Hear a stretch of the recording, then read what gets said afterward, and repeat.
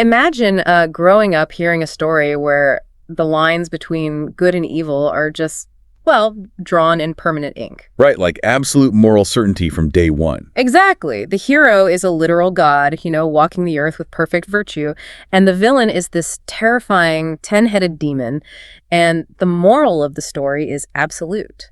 It's the kind of foundational myth that shapes an entire culture's understanding of right and wrong. Yeah, it really is. But what if we flipped the script? What if we looked at that exact same story, but the villain was actually like a revolutionary fighting an oppressive caste system? Oh, wow. Yeah. And the so-called demon was really just a brilliantly flawed guy who stubbornly refused to suppress his own humanity. See, that forces a complete recalibration of how you process the narrative. You aren't just reading a different perspective. You're interrogating the history itself. Exactly. You're suddenly interrogating the very nature of how history is recorded. It brings up that old kind of uncomfortable reality that the pen is always held by the victor. Right. And the vanquished are usually left without a voice, just reduced to caricatures or monsters in the archives. Which is exactly what we're looking at today. It is. And that's the mission of this deep dive. We are exploring the source material from a really fascinating book called Asura, Tale of the Vanquished by Anand Neelakantan. It's such a radical piece of writing. It really is. The author does something incredibly bold here. He takes the ancient Indian epic, the Ramayana, and completely inverts it.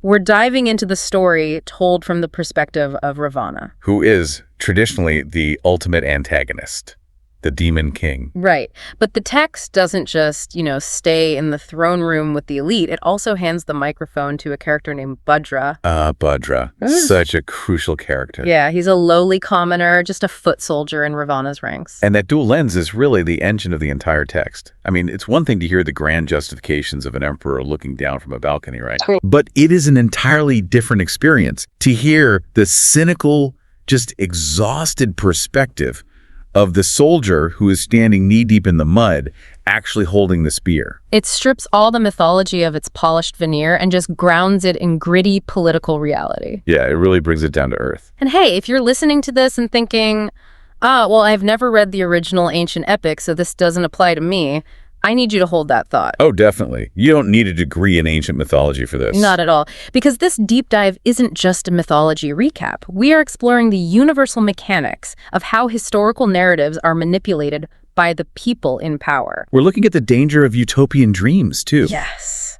And the blinding nature of ambition and the brutal, really unglamorous reality of war for the everyday person.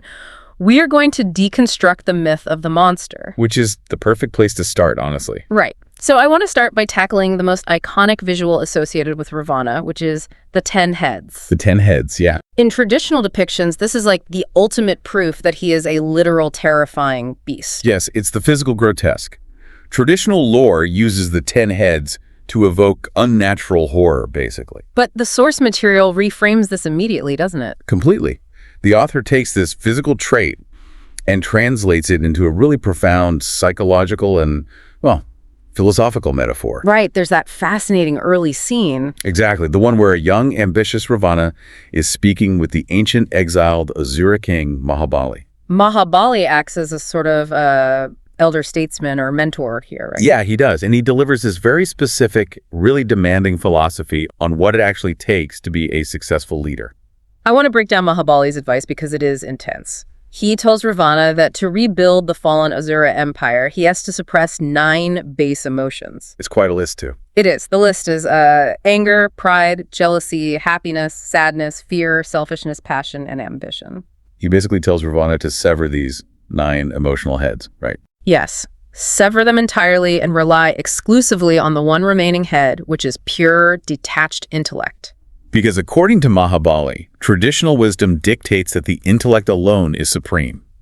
A true leader must be emotionally sterile. Emotionally sterile, that's a great way to put it. He specifically singles out love, actually. He describes it as a millstone of make-believe. A millstone? That is so harsh. In Mahabali's view, love is just a chain that ties a warrior down. It makes them sentimental, and ultimately it just makes them weak. He's advocating for a philosophy of absolute detachment. Right, focus purely on duty and victory without the cloud of passion. Okay, I have to push back on Mahabali here because that sounds like a recipe for creating a monster, not a king. It really does. Think about the advice you sometimes hear in toxic corporate cultures today. Leave your emotions at the door, or stay completely objective. Optimize for ruthless efficiency, right? Exactly. Mahabali is basically giving Ravana the ancient equivalent of a sociopathic CEO masterclass. That's a hilarious comparison, but it's totally accurate. I mean, how can you possibly govern a massive population of living, breathing, suffering people if you have intentionally cut off your own capacity for sadness or happiness? Yeah. You've hit on the exact philosophical friction the text wants you to notice there. Oh, really? Yeah. Mahabali is advocating for a type of extreme asceticism that is actually quite prevalent in ancient philosophies. The idea that the self is the problem. Right. The idea that the self and all its messy desires are an obstacle to enlightenment and effective duty. But Ravana's reaction is just visceral. He completely rejects it. He vehemently rejects the advice. He argues that shedding these emotions doesn't elevate a person. It diminishes them. It makes them less than human. I love Ravana's counter-argument here. He specifically defends his anger, which is so interesting. He does. He looks at his people, the Asuras, who are living in absolute squalor under a brutally oppressive regime, and he asks Mahabali a very fair question. How can I not be angry? Exactly. How can I not be angry? He's making a very modern case for emotional intelligence, honestly. He views anger at systemic injustice as the necessary fuel for a revolution. I mean, if you cut off your anger, where do you find the energy to overthrow an oppressor? You don't. And he extends that defense to all the other emotions, too. He champions passion, love, and rather controversially, selfishness. Selfishness. Yeah, he argues that without love, whether that's love for a child, a partner, a country, or even self-love existence, is just entirely void of meaning. So he refuses the path of the detached, emotionless ascetic. Completely. He wants to experience the absolute totality of the human condition. And because of this, he actively embraces the title Dasamukha, the 10-faced one. The complete man. He's essentially saying, I am going to feel everything, the good and the ugly, and I'm going to use it. That's exactly his mindset. But that level of intense, burning emotion, specifically his massive ambition and his deep-seated rage at the status quo, it doesn't just materialize out of thin air. No, it has roots. Deep roots. To really understand the why behind his fiery philosophy, we have to look at the crucible that forged him, right? We do. And the author paints a very vivid picture of Ravana's childhood, and it's defined by profound, systemic poverty and deep humiliation. Because in this retelling, Ravana is not born into royalty. Not at all. He's a half-caste. His father is a highly educated Brahmin Maharishi, which is, a priest of the highest social order. But the father isn't exactly in the picture, is he? No, this father is completely indifferent to his children. He's just lost in his own world of Vedic chants and obscure religious rituals. Then Ravana's mother. Ravana's mother, on the other hand, is from the lowly, marginalized Asura caste. The visual juxtaposition the source text gives us here is just brilliant and honestly a bit sickening. It really paints a picture. Picture this, right?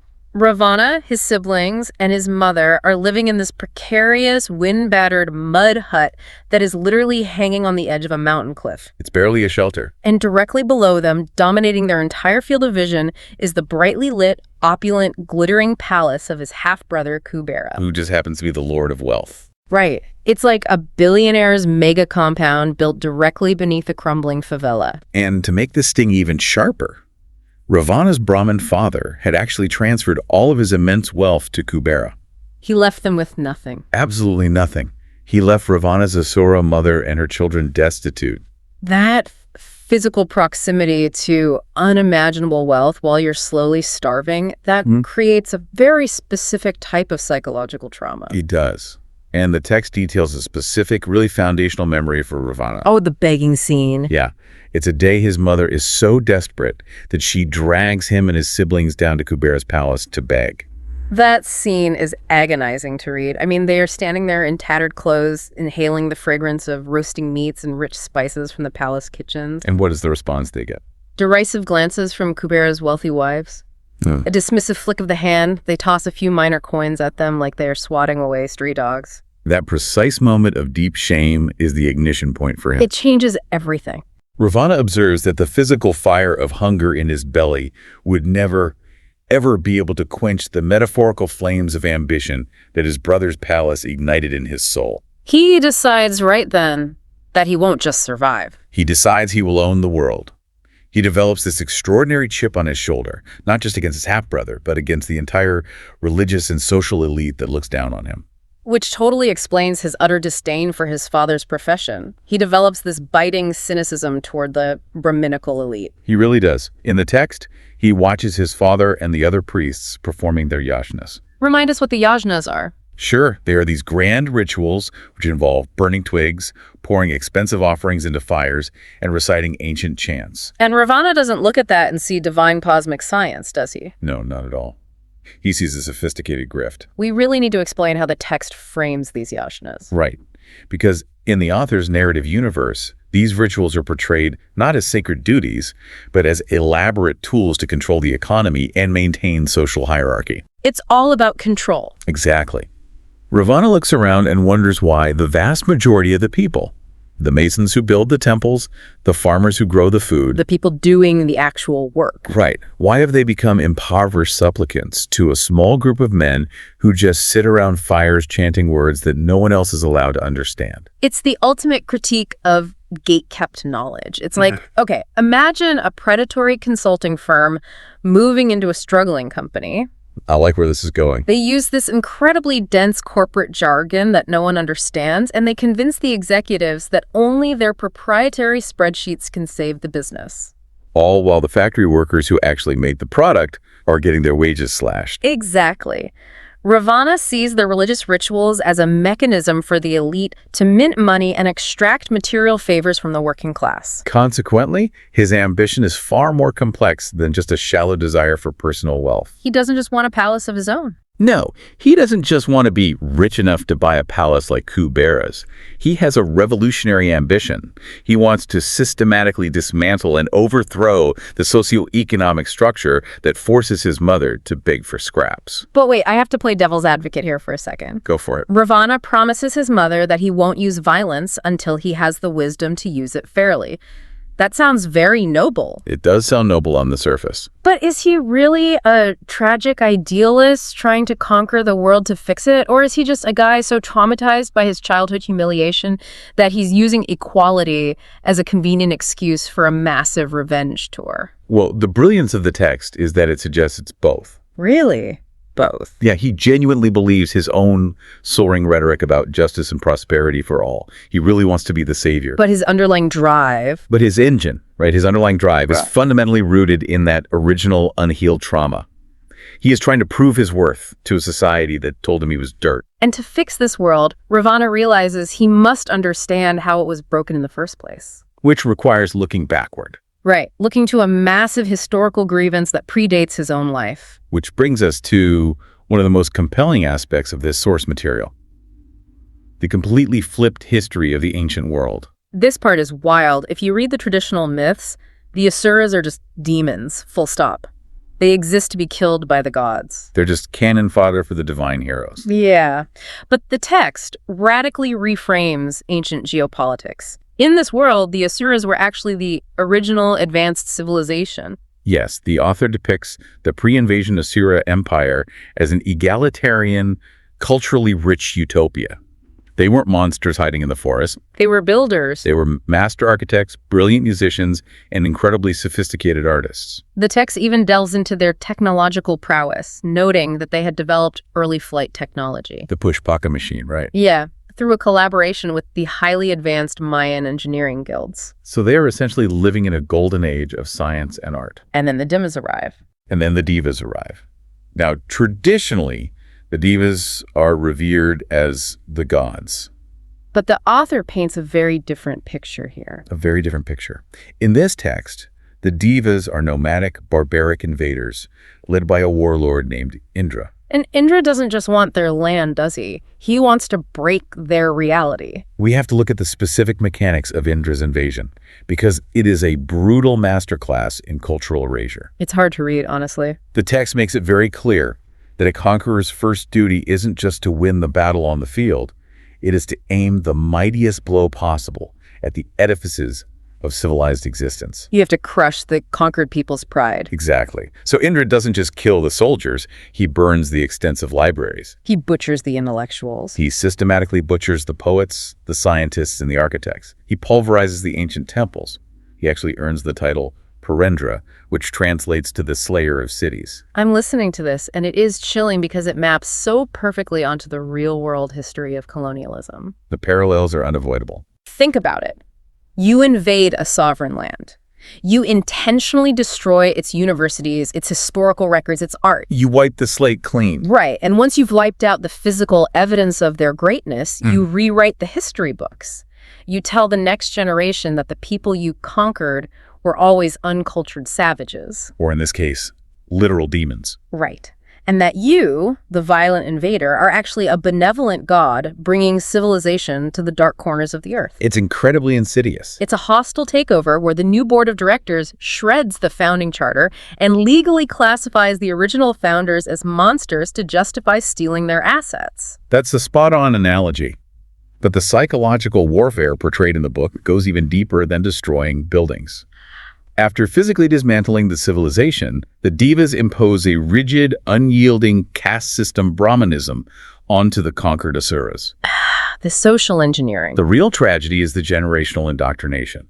They slowly teach this once great race to view themselves as inherently inferior. They condition the Asuras to hate the dark color of their own skin, establishing a societal rule that fairness of skin is the ultimate metric of greatness, purity, and divinity. It's devastating. They don't just put them in chains. They colonize their minds. They make them hate their own reflection. Yeah. So by the time Ravana comes of age generations later, he isn't just looking at a political vacuum. No, he is looking at a deeply traumatized, fractured, and self-loathing population. And this profound historical trauma is the bedrock of Ravana's entire political platform. It absolutely is.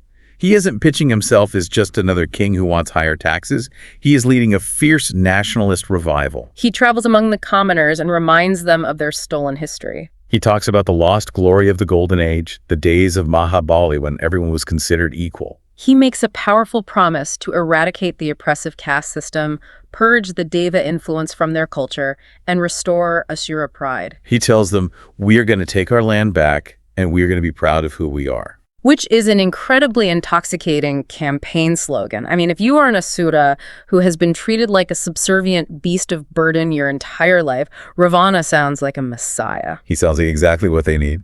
But we have to look closely at the guy actually holding the spear in Ravana's army, because a political movement looks very different when you are sitting on a golden throne compared to when you are bleeding out in the mud. Which introduces us to the most grounding and, frankly, the most essential voice in the entire narrative. Let's talk about Bhadra. Yes, Bhadra. He is Ravana's personal servant, a foot soldier, and he serves as the ultimate stand-in for the common Asura.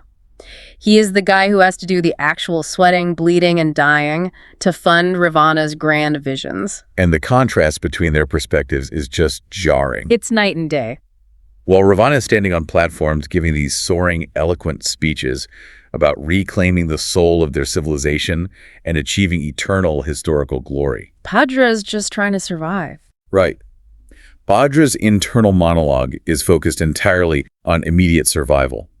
He is thinking about where his next 2 square meals are coming from. He is thinking about basic shelter. He represents the profound, bone-deep cynicism of the working class. The people who have seen countless kings rise and fall, knowing that the tax burden and the death toll always fall on the exact same shoulders. Bhadra is the ultimate BS detector for Ravana's empire. He completely exposes the hypocrisy of the elite classes. There's this incredibly poignant observation he makes in the text regarding warfare. Oh, about the military commanders. Yeah. Ravana's commanders are sitting around discussing the chivalry of war and waxing poetic about the glory of dying for the Asura motherland. And Bhadra just looks at this conversation and sees it as an utter farce. He walks through the aftermath of a battlefield.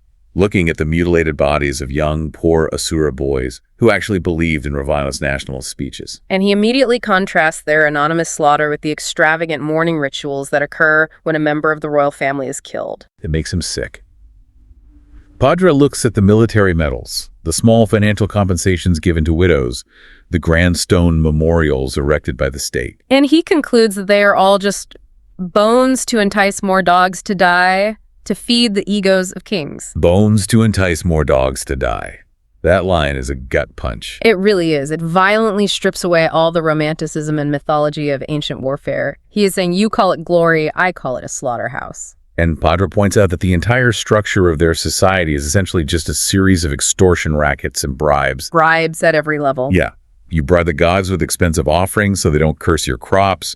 You bribe the local officials so they don't harass your family. And you bribe the kings with your literal lifeblood so they can feel powerful looking at a map. He realizes that the life of a poor soldier is just a cheap commodity traded for abstract concepts like the motherland, while the rich men who actually declare the wars sit safely behind heavily fortified palace walls directing the carnage. The author forces the reader to grapple with a very uncomfortable question through Bhadra.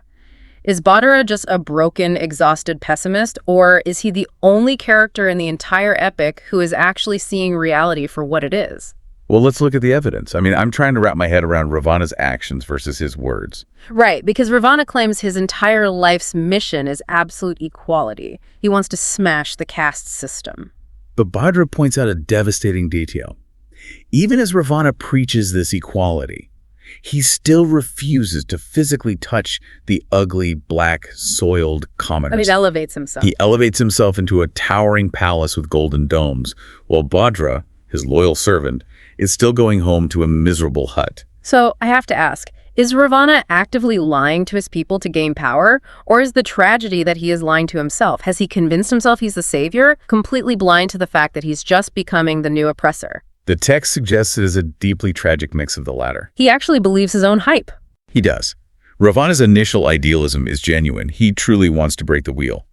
But the mechanics of acquiring and maintaining absolute power fundamentally alter his psychology. Bhadra's cynical observations serve as a canary in the coal mine for the listener. Exactly.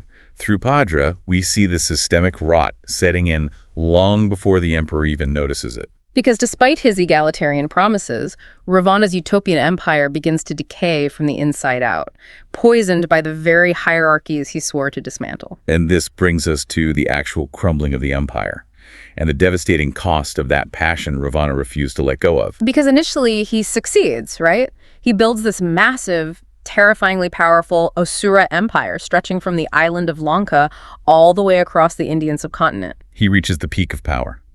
But the dream of equality totally evaporates. It fails spectacularly. And the text is very clear on why. As the Asura elite gain unprecedented power, wealth, and territory, they begin to mimic the exact behaviors of the divas they originally despised. They become what they hated. They start adopting the belief that certain men are inherently privileged by birth.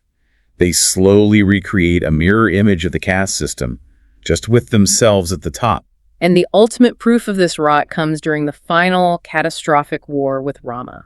When the pressure is on, the educated, elite Asuras, the very people who benefited the most from Ravana's revolution, abandon the commoners. They just leave them to die. They cross the battlefield and join Rama's ranks simply to preserve their own wealth and status in the new regime. It's the classic betrayal of the revolution. The rebels just put on the uniforms of the establishment. But the macro-political failure of the empire is deeply intertwined with Ravana's personal, micro-level tragic flaw. It all comes back to those 10 heads, the intense emotions and passions he stubbornly refused to sever. This is where the author's reimagining takes its darkest and, honestly, most brilliant turn. Let's talk about the Sita twist, because this blew my mind. In the traditional Ramayana, Ravana's downfall is triggered when he abducts Rama's wife, Sita, driven by simple villainous lust and spite. Right, he's just the bad guy stealing the hero's wife. But this source text introduces a profoundly tragic, fatalistic twist. It heavily implies that Sita is actually Ravana's own biological daughter. That revelation completely changes the framing of the entire epic. It does. The backstory the text provides is incredibly dark. During Ravana's early brutal military conquests, he encounters a woman who curses him as she is burning to death. And she makes a vow. She vows that her spirit will be reborn into Ravana's own newborn daughter, and that this child will bring about the total destruction of the Asura race. Ravana is terrified by the prophecy. As a king, he orders the baby girl to be executed to save his empire. But the executioners take pity, right? Yeah, instead of killing her, the baby is abandoned in a field. She's eventually found by a Deva king and grows up as Sita. So years later, when Ravana abducts Sita, it is no longer just a one-dimensional act of evil or an act of war against Rama. It's so much more complicated. It becomes a fatalistic, agonizingly tangled web of hidden paternal guilt, doomed passion, and an inescapable destiny. He is drawn to her not just out of spite, but out of a twisted, subconscious recognition of the daughter he condemned to death. And that single, passionate, emotionally driven act sparks the apocalyptic war that burns his entire life's work to the ground. The source material is unflinching in describing the horrific fallout. Ravana doesn't just lose territory, he loses everything he loves. He watches his beloved son, Meghanada, die in combat. And there is a particularly grueling scene where Ravana has to hold the charred, lifeless body of his grandson, the child of another son, Athakaya. In that exact moment, smelling the burned flesh of his own lineage, Ravana realizes that his vanity, his refusal to compromise, his insistence on feeling everything, it caused this unimaginable suffering. And the suffering extends to his wife, Queen Mandodari, too. During the chaos of the war, her purity is violently compromised by the enemy. Now, in the historical and political context of that era, the easy, politically expedient move for an emperor would be to quietly cast her aside or disown her to maintain his own image of untouchable honor. But Ravana refuses. He stands by her side and publicly claims her as his wife despite the humiliation. Which, on paper, sounds like a moment of profound, evolved nobility. But again, we have to filter this through Bhadra's perspective. Always back to Bhadra. Bhadra is watching the emperor do this, but he doesn't drop to his knees in awe of Ravana's divine grace. Bhadra looks at it and thinks, this is just the basic, crude decency of a common Asura. In Bhadra's mind, if you're a real man, you stand by your wife when she's hurt. Period. To Bhadra, this act doesn't elevate Ravana to godhood. It just proves that beneath the golden crowns and the 10-head mythology, Ravana is just a flawed, messy human dealing with the catastrophic consequences of his own actions. It perfectly circles back to Mahabali's warning from the beginning of the text. Mahabali told him that love is a millstone. He explicitly warned that passion makes a ruler vulnerable to ruin. And Ravana proudly rejected that advice. He chose the chaotic beauty of his humanity over cold, detached, sociopathic duty. And now, staring at the ashes of his capital and the corpses of his children, we see the agonizing realization of that choice. His empathy, his passion, his fierce familial love, the very things that made him human are exactly what dismantle his empire. It is a devastating paradox. The traits that made him an inspiring revolutionary are the exact same traits that made him an apocalyptic failure. And this collision of grand political ambition, fatal human flaws, and brutal reality finally culminates on the battlefield. Which brings us to the raw, unfiltered reality of his final moments. This is not a glorious, slow-motion, cinematic death scene with triumphant orchestral music playing in the background. It is incredibly ugly. The text strips away all the dignity of the epic myth. Ravana is lying in the mud of the battlefield. He is bleeding out. His internal organs are literally exposed to the air. As darkness falls, he's being eaten alive by rats and scavenging jackals.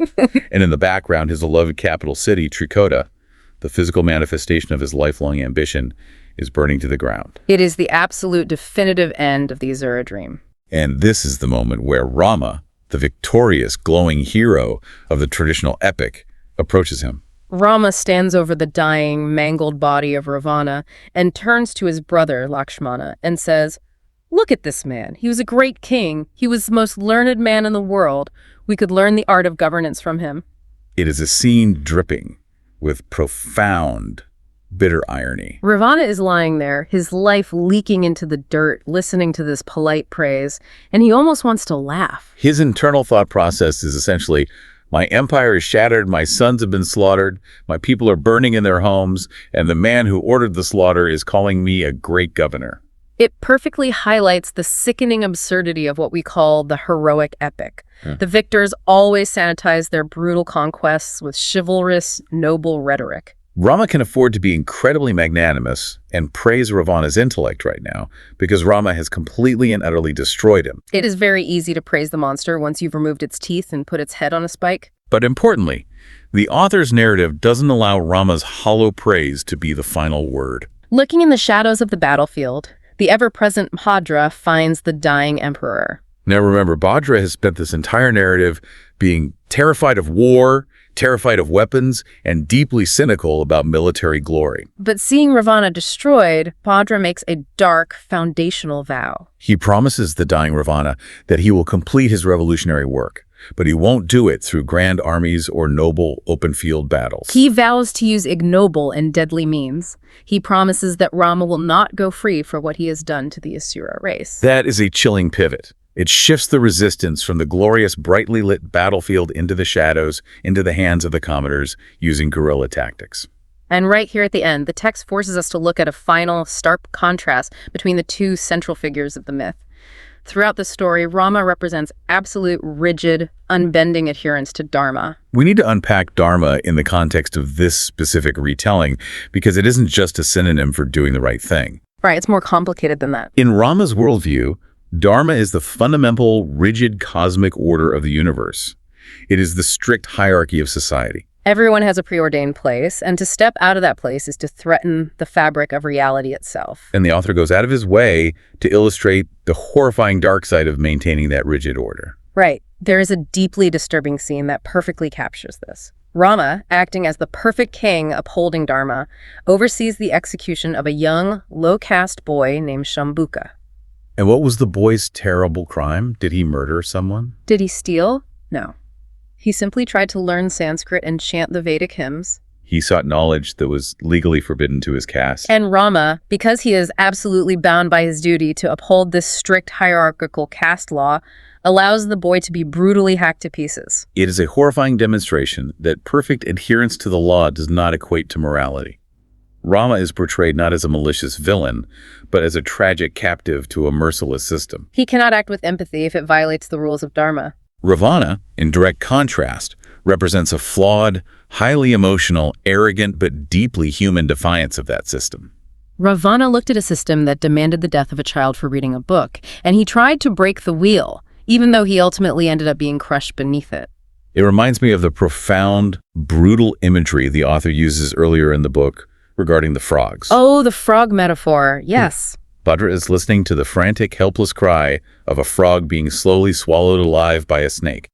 The frog was just hopping along, looking for a mate, trying to exist, and then random violent nature strikes. Bhadra listens to the scream and thinks, in the grand scheme of the universe, in what way is the death of my child or the death of a supposedly divine emperor any more significant than the death of that frog? It's the ultimate equalizer. It strips away all the divine mandates, the magical weapons, and the grand mythology. It leaves the reader with the raw, meaningless, chaotic tragedy of existence and war. It suggests that no one is truly a god. Everyone, from the emperor in his flying machine to the servant in the mud, is just a fragile creature trying to survive the jaws of the snake. And that, I think, is the ultimate triumph of what Anand Neelakantan has done with this source material. It takes a story that an entire culture thought it knew perfectly. A black and white tale of pure, radiant good, vanquishing pure, demonic evil. And it injects it with muddy, painful, incredibly relatable humanity. It demands that the reader engage in active critical thinking. It challenges us to look beyond the polished surface of any epic tale, whether it's ancient mythology or modern historical textbooks. And ask the uncomfortable question, who actually benefits from this specific version of the story being told? Exactly. Who's holding the pen? Okay, let's bring us all together. We have journeyed through a truly radical reimagining of a foundational myth.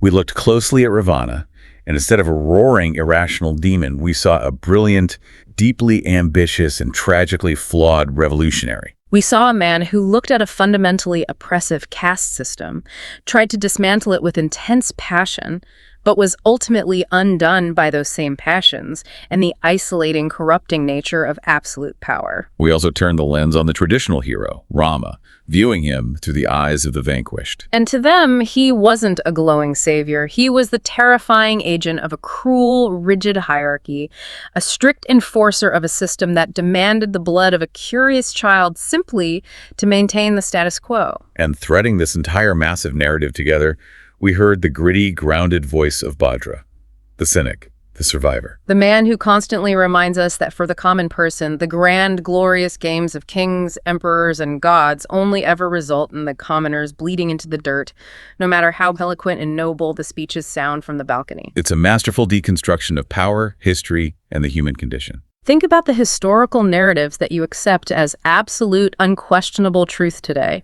Think about the historical figures we build massive marble statues for in our city squares, and the villains we completely demonize in our high school textbooks. If the so-called demons of our history were suddenly handed a pen and allowed to write their own story, what noble empires would suddenly look like brutal, power-hungry invaders? And more importantly, if we bypass the kings and the generals entirely, and we just ask the Bhadras of those eras, the common foot soldiers, the servants, the people sweeping the streets and hauling the stone. Would they see any meaningful difference at all between the grand heroes and the terrifying villains? Or would they just see two sides of the exact same crushing wheel of power? Something for you to think about until next time.